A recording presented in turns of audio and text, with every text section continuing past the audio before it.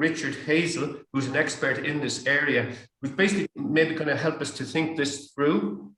And Richard, I just want to first the idea of Waterford as a candidate for this kind of a concept. Okay.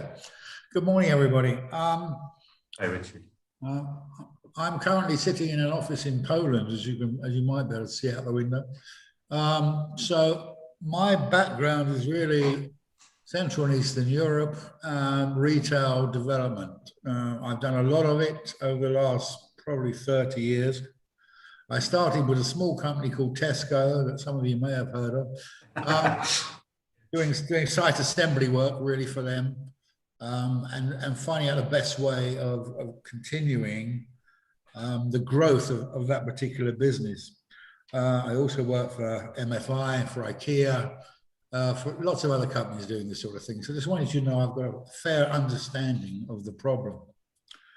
When we talk about an outlet centre, what do we actually mean here? An outlet centre is a large collection of retailers who come together to market their goods and services to a different market to the standard shops. Now, this market itself has evolved over the last, I say, 10, 15 years that I've been involved with it, where shops now are not just selling their old second-hand stock or the ones they couldn't sell before in outlet centres. They've got a whole production line set up to do a more affordable, more generally based, younger person market for outlets. What does an outlet actually do? It brings in people from a much wider district than a normal shop. I think that's the first thing to take in mind. If you look around Europe, you'll find that a lot of outlet centres are well outside of the city centres. They are quite a long way at independent sites because they pull in people from all the local towns and cities and whatever, and they stand alone. So they have to be able to offer a number of facilities, which is, well, A, shopping, as I've just described, but you also need to be able to offer the biggest one of all, which is the convenience of parking. They also need to have restaurants, cafes, anything else that will make a trip to a purpose-built destination viable. And that's what really we've been working on a lot in the last 10 years. But as you were just alluding to, the market, like anything else, changes. And I've been particularly specialist in taking some difficult retail locations for one reason or another, and trying to get them back into the market by using the outlet centre concept one way or another. This has worked quite well, especially here in Poland, but I've also done it in Greece, Serbia, and in fact, indeed in Russia. So it can be done, and I think it's good to use some of these examples because, like many places, city centres, I'm afraid to say, are dying from a retail point of view. They have been for a number of years. I don't think anybody's going to dispute that. So we need to do something quite fundamental to get the heart back in the city, which is to put something that people will travel to the city and be interested in, especially young people. This is really what I try and do. I try and give local authorities, local developers ideas about how actually we can do that. I've become a sort of specialist in it in peculiar retail scenarios. The one thing I found over the years is the biggest problem in retail with retail development has been really the ego of the developers, I have to say. I'm sorry about that, developers, because I'm one as well. But the ego of the developers in building things that they liked or for their local community, they thought was a good idea at the time. You know, I've seen it all, and quite often it doesn't work. I was involved recently in a shopping centre scheme in the centre of Gdansk, which is as some of you may know, is a very old seaside city rather, on the Polish coast, where a man had built a lovely new shopping centre. He was one of the biggest developers in the local area. Because he got free land from all the residential stuff he was doing, he decided to build a shopping centre. The only thing I couldn't quite work out when I first got there, it was why it was 200 metres away from another much bigger, very successful shopping centre. and then he was wondering why he couldn't lease the thing. Sorry, retailers are a bit like lemmings. They go, they follow the pack. They don't want to be on their own. They want to have a concrete idea of where they're going. It's sustainable. It's going to be well managed. It's going to be clean. It's going to be this, that, and the other. So a lot of things come into the retail mind. Secondly, when we consider something like this, please, at the top of the list, we must put in what the retailers want. Doesn't matter whether I like it or you like it, or in fact the shop owners like it. We will only succeed if we provide something that the retailers want and feel they can make money from. Let's be frank, that's the name of the game for them. Sure, they're into green things these days, and a lot of them are doing more and more in that direction. But at the end of the day, it has to make money. It has to be a profitable enterprise for them. How do you get that to work? Well, normally, if you took the standard shopping centre, you would say, okay, we're going to build a shopping centre like some of the models behind me here, which we've done over here. We're going to build a 70,000 metre shopping centre.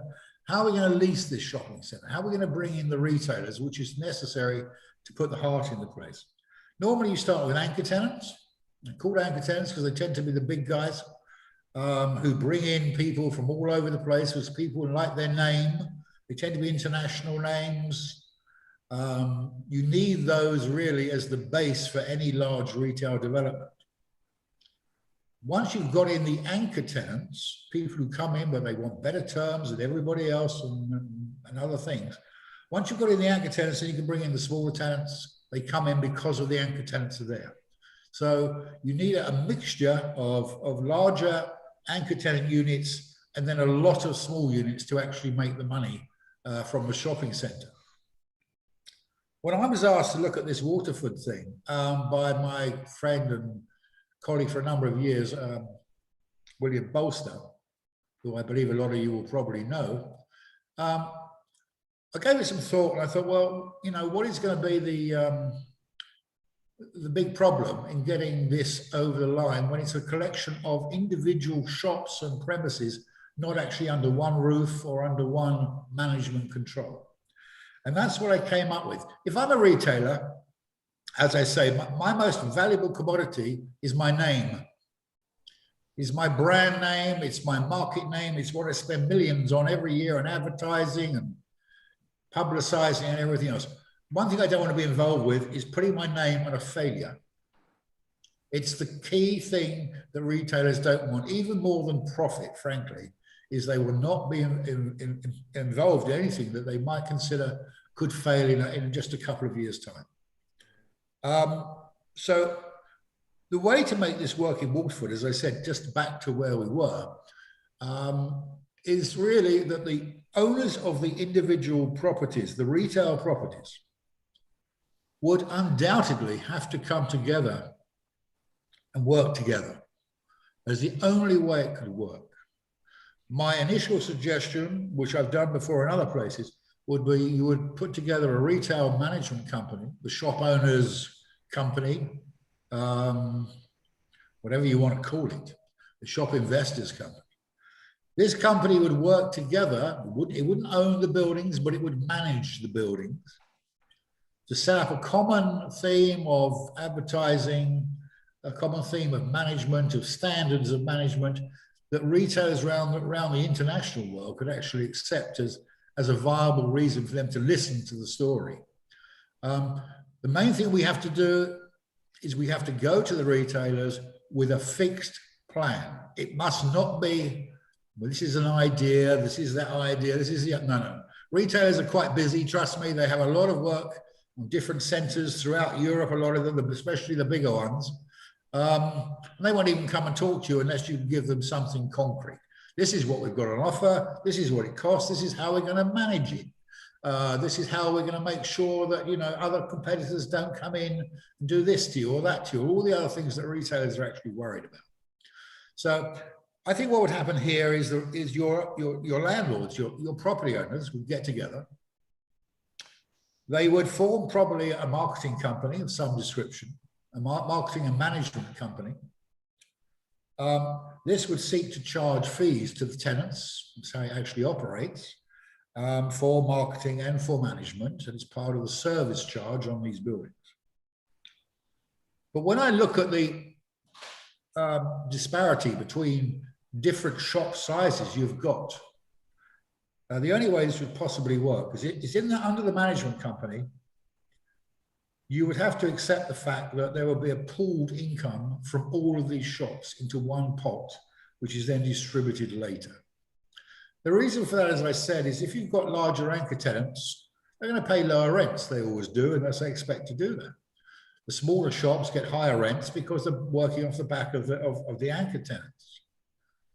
But what would be unfair is to come to somewhere like Waterford and say to the individual shop owner, well, you're going to get less because you've got an anchor tenant, or your man next door is earning a lot more because of your anchor tenant. It just wouldn't work. Richard, I might just stop you there for a moment, and I just move over to Niall, just from a kind of a local, just hearing what you're saying there, that particular point, and move over to Niall Harrington from, Niall, you can explain yourself in a minute, but it really to just take account of what's just been said there about the local retailers getting involved in something like this, and then we might just see where that goes. Okay. Good afternoon, everybody. I'm Niall Harrington, senior partner with Harrington Architects in Waterford, and we've worked around the world. Personally, I started work with Chapman Taylor in the late 80s, and we did a lot of out-of-town shopping centres, which Richard would be familiar with, such as would have worked on Lakeside in Thurrock, just outside London, Meadowhall, the Bullring, Trafford Centre, and places like that, which were of their time, which was the large out-of-city centre destination shopping centres, as Richard alluded to, the large anchor stores, lots of free car parking, a clean environment to come into, even if you look at, and a lot of other attractions there as well, such as cinema, food and beverage, trying to create a day out. It kind of replaced in lots of ways the Sunday visiting the granny every week shopping centre instead. So like in the Metro Centre in Newcastle, they put in an amusement park with a roller coaster ride. So, I mean, I suppose shopping has evolved since then, and we've seen a number of reiterations of it. And I suppose the focus is trying to get back into Waterford in particular is, as the regional city, is to fulfill our role as a regional centre for shopping. And obviously, since COVID, but pre-COVID, our city centre in terms of retail offering has been diminishing, and that is borne out by some of the recent surveys undertaken, which has said that the surveyors are looking for more choice, especially in the city centre, and for a greater selection. And also, if you look at some of the stats around retail shopping or expenditure by Waterford people, our retail leakage is about 600 million euros per annum. I mean, when you factor that in, Richard would see that as a huge opportunity. And then I think from a retail city's perspective, adding to what Richard is saying, the fortunate thing that we have is we have a lot of the infrastructure already there. We're a city of narrow streets, and retail outlets like narrow streets and an open environment. They like a lot of food and beverage and cultural elements as well as attractors, because retail is all now about destination and creating a place for destination and accessibility. I suppose the challenge, as Richard alluded to, as part of the infrastructure, we have a lot of smaller shops. We have a lot of anchor stores that are already in situ that can only add to it. So, I mean, we have a lot of the ingredients. It's to understand how we bake that cake, I suppose. And as Richard alluded to, it's going to have to be a lot of the stakeholders coming together with a clear objective in terms of delivering. But I mean, as we said earlier, even with the train connection bringing back into the North Quays, I mean, now we're actually creating a destination in itself as Waterford City Centre. The challenge, for example, will be around car parking because retail outlets generally have free car parking. But I think a lot of the ingredients is there. It's to understand how we can deliver that. And as I said, the opportunity is always around the retail leakage out of the city. Can only be a good opportunity to build on the back of. Thanks, Niall. And Niall, do you think, we have one question in a moment, do you think it's actually deliverable? Like, could we, do that thing, we bring people together, or how would we do that? Is there a forum for that already, do you think? Well, I think the ideal forum is the Chamber of Commerce. I mean, where you've got, it has to be a global thinking and a coming together of the stakeholders to establish the opportunity, but it has to be the covenants have to be there. People have to buy into it. I mean, Totally. the fact that and Richard will tell you more about this, but generally retail outlet parks are based on turnover, rentals and stuff like that. So Yes. there has to be a lot of buy-in by all of the participants, that it has to come under a management company that has a clear management and marketing strategy, you know, that the buy-in consideration has to also be given to, you know, there has to be a commonality in terms of the marketing, the shop front, the appearance, the opening hours, you know, so it is a significant buy-in by stakeholders, but very doable. We don't have, like, say, for example, the huge capital cost if you were to go and start building this from anew. So we're a good bit there. It's the thinking is there as well. So. Okay. Now we have one question, and Linda might ask it there. We'll just see what. Thanks, Fergal. Niall, sorry, just on, I suppose, the actual concept itself. So just to be clear here, we're not talking about a new development. What we're talking about is identifying the space that isn't being used, the empty retail units that exist, the empty spaces where we can get that urban living over the shops, creating a vibrant city centre with, I suppose, in terms of how it would look. So be it that you'd have Tommy Hilfiger and Prada and all the different ones, but they'd all look similar, but would be dotted throughout the city centre. I'm right in saying that, isn't it? It's that it's creating what we know as an outlet village, but not in a village. It's in a city centre, not in one place. Correct. It's branding the city centre, really, and it's taking what's there and adding to it. As you said, taking the vacant shop spaces and adding to that. So what happened is the city centre is marketed as a retail outlet village. And all of the participants in that retail outlet village, the existing traders and the new traders, or the vacant shop spaces, will come together under that marketing brand and under that single objective.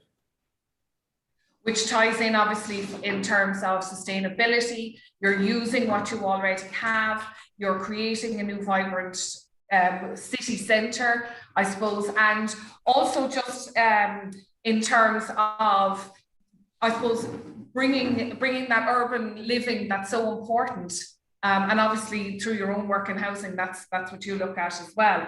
So I suppose things have changed with COVID as well, in how people want to live and how they want to shop, and they want to come into the city centre, and to have these outlets peppered throughout the city beside our existing retail offering. I mean, it's certainly something you think can be done. Yeah, I think it's relatively, I won't say easily achievable, but if there's a meeting of the minds and there's a strong will under somebody like Richard's stewardship, who's been there, done it, and wore the T-shirt, I mean, that can direct and lead some opportunity like this. I think we've got to look at and say, how are we going to re-energize our city centre, and in particular our retail offering? I mean, with the demise through COVID of a lot of the larger retail stores that are not in Waterford, that we would have hoped to have attracted, that are probably maybe no longer in the market, are going to probably have to recoil and find themselves again to come back into the marketplace. I mean, we can't wait for that. We just need to get on with our own thinking, and rather than following everybody else, have a new way of thinking that be unique in our own offering. As a historical city, a city that has a lot of cultural existing opportunities, attractiveness in terms of our visitor experience, and how we can pull all of those together, so that, as we said, retail is now about experience and destination, and it's about spending the day. It's a day out. So I think we've a lot of those ingredients already there. It's how we add to them and we deliver this. Perfect, Niall. Richard, thank you so much.